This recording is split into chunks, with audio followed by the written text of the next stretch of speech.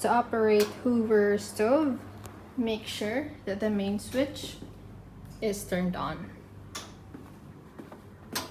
Press this ignition button right here and twist these knobs to operate.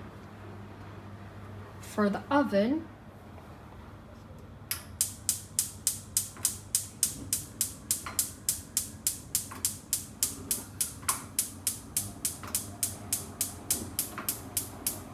twist the knobs to the left to turn on the fire.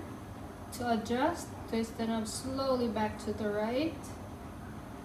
And if you want to turn off the stove, put the knob back to its main position.